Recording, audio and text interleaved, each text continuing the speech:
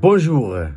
L'apôtre Paul nous dit ceci ce matin dans sa lettre aux Romains, Romains chapitre 6, versets 3 et 4. Ignorez-vous que nous tous qui avons été baptisés en Jésus-Christ, c'est en sa mort que nous avons été baptisés. Nous avons donc été ensevelis avec lui par le baptême en sa mort, afin que comme Christ est ressuscité des morts par la gloire du Père, de même, nous aussi, nous marchions en nouveauté de vie. Voici la manne du matin. L'ignorance et l'incrédulité. Voilà deux points à l'heure actuelle qui frappent le peuple de Dieu. D'abord, l'ignorance. C'est pas parce qu'ils ne savent pas. Si, l'apôtre Paul a prêché. Il a prêché la parole à l'église de Rome. Et je pense aussi à l'église de Corinthe, où Paul est resté 1 an et 6 mois. Et bien qu'il ait prêché pendant 18 mois à Corinthe, Paul a dit, ne savez-vous pas que vous êtes le temple de Dieu et que l'Esprit de Dieu habite en vous? C'est pas qu'ils ne savent pas, c'est pas qu'ils ignorent, c'est pas qu'ils ignorent, mais le problème c'est quoi? Le problème de l'église de Rome, le problème de l'église de Corinthe, et bien d'autres églises à l'époque, et également aujourd'hui, c'est le problème de la révélation. Voilà. Maintenant, qu'est-ce qu'ils ignorent?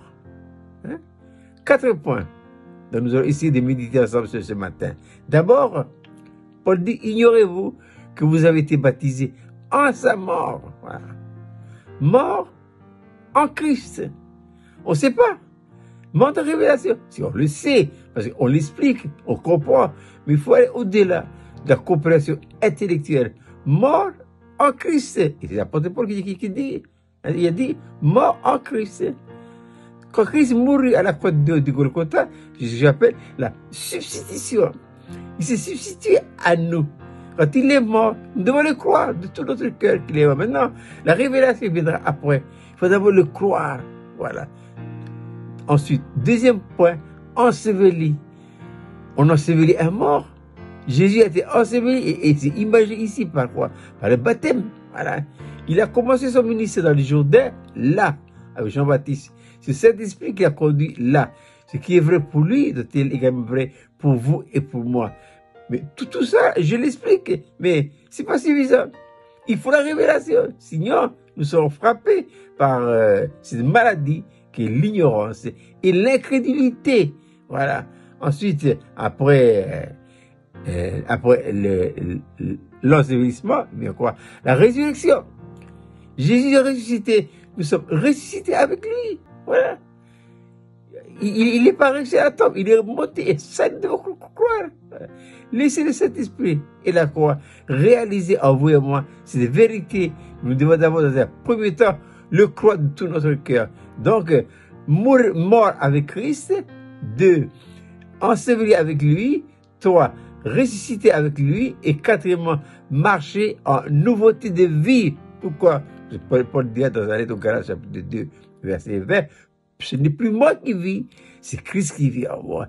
Et si Christ vit en moi, qu'est-ce qui se passe? Eh bien, je marche en nouveauté de vie. Je fais de la vie de Dieu ma vie. Qu'est-ce que la croix? La croix, c'est un principe de vie qui donne à Dieu tous les temps absolus et la possibilité de vivre sa vie en vous et en moi. Je répète, c'est de mardi matin, l'ignorance et l'incrédulité. 4 points. Voilà. Donc, chaque enfant de Dieu a besoin de la révélation. 1, mort en Christ. 2, enseveli avec lui. 3, ressuscité avec lui. Et 4, marcher en nouveauté de vie. Je vous souhaite de passer une agréable journée.